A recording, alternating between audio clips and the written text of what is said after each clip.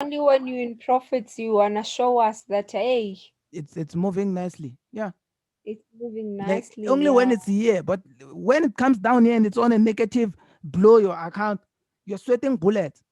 You even close the yeah, computer, say, I know, let me just go and take a walk around the block. And then when I come back, maybe it will be there. Or maybe you're lucky there's anything, right? Now that yeah, they've bought here, this is what people do. Now that they've bought here, they're gonna open another buy to say, yeah, in case if it goes up, I'll be. It's wrong. in profits. Yeah, It's yeah, wrong. Take that one trade, leave, because if I click on another buy, now I'm being emotionally attached to this trade, yeah, because you're saying, yo, yeah, it's not going in my favor. Let me buy again. That's how people blow their tiny accounts. yeah, yeah. And if Vindy clicks a No. buy, let's say Vindy clicks a buy now, right? It's not gonna tell people when price is up here that the second trade that it took was just an emotional move. This is one saying, no, now it goes down again. You see, if it goes down again, what does it do? It clicks a buy again. That's how people blow accounts. Look at how now you have multiple losses. You see, it's not going in your favor. What do? You buy again because you want to catch it at a much lower price. That's how you blow accounts. That's how people get emotionally attached to trades. It's down here. Now you're thinking, yo, let me buy again. You end up having a bunch of trades. That's how people never ever engage with the market emotional. Once you start buying again because the initial buy was wrong, just know that Mm. you are not ready. These buys, how did we get these buys? These ones, emotional. Yeah, Don't never yeah. ever chase price. That's why it's very important for you to take a trade, put a stop loss, move away. Because when you see the market not moving in your direction, now it's down here. What do people do? They're gonna go again and say, "Yo, let me buy again," so that when it moves back to my initial position of this negative $2, I will at least have two. I will be in profit. What do they do again? Click another buy. That's how you blow accounts. Mm, mm, Now you mm, have four mm. buys. Look at how now the negative. Remember, our initial loss was how much? $8. Look at how now the negative. It's not too far from that $8.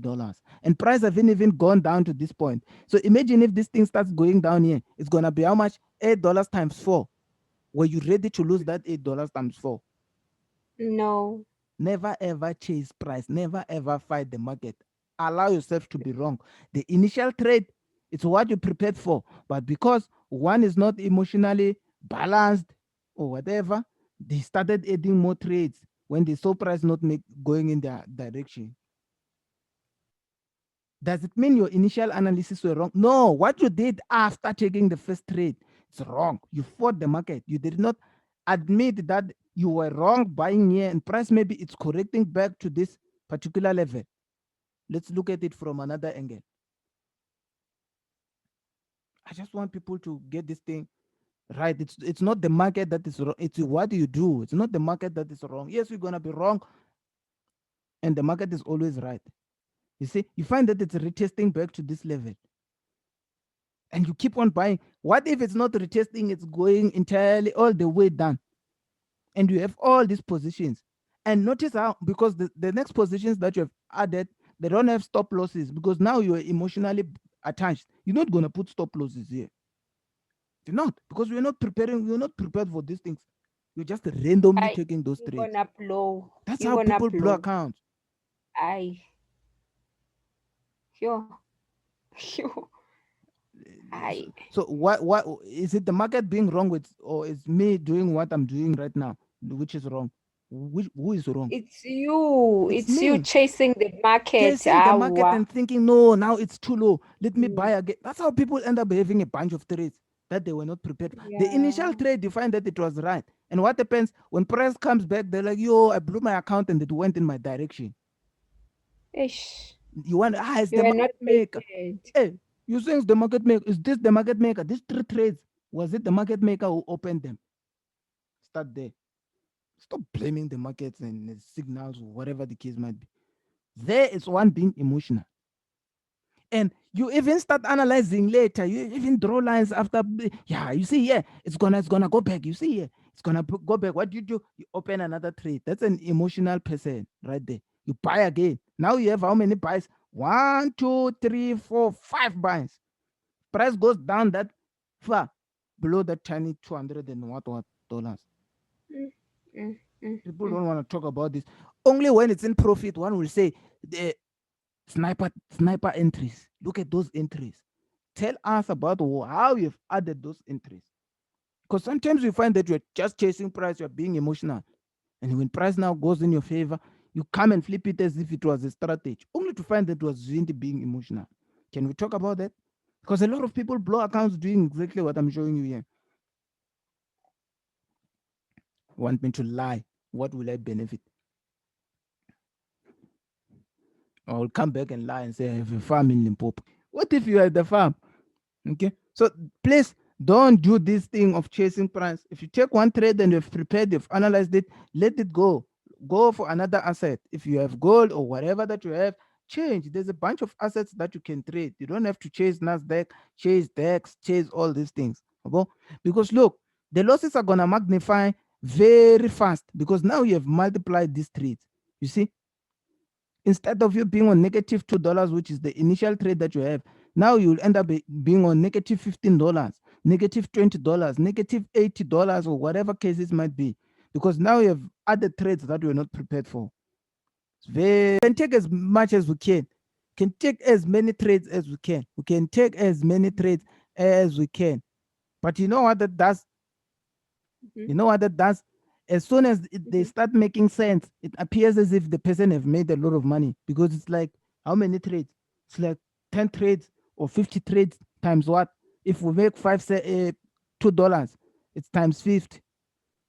So it's 50 Mhm. times Mhm. two. They're gonna give us $100 quickly by just $2, $2, $2 compounded. And look at this. Yeah. This is why I was saying to you, the margin. Look at the margin. It still says $20. There's still more room for us to take a bunch of 0.01 trades. But if this thing was to Mm, come down like this, it's gonna blow the account fast. People don't want to talk about the dangers of doing this. They're gonna do mm, this and say it's barcoding, it's the strat. No, it's not the strategy. mm. It's risky. The same time, I'm not gonna convince people that this is not right. Yeah. This is not Yeah. right. You can't stack up trades like this. This is not right. Where's the Mm, stop? Let's think about the stop loss. Yes, Vindic, there's $232.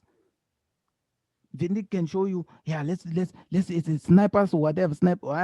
Sometimes it's Sniper people being emotional. entries. Sniper entries. Sometimes it's people being Yeah. emotional. This is wrong. Mm, Where's the yeah. stop loss? Let's start there, but don't tell me that I've analyzed and yeah, the strategies tell. Don't try to do justify that, because it's wrong. Yeah. Where's the risk management? Don't try to justify this. You want to justify what you're doing there? And if I come out and show people this thing, they try to do it and they lose money. Can you do it over and over? Yeah, we can multiply this over and over again. It's wrong. Mm, mm. It's only That is when one true. is making money, this thing have gone up. Then they're like, yo, yeah, you see, look at how much the And profits it's they show you. But consistent. when this thing have gone to a loss, and this gray belt here have turned into a red belt. This thing that's turned into a red belt when you're about to blow this. I wish this thing could go. Yes. Yeah. It does. Hey, It you reach a does. margin call. Check another movie called Yeah. is it called The Margin Call? Check another movie called The Margin Call, if I remember correctly.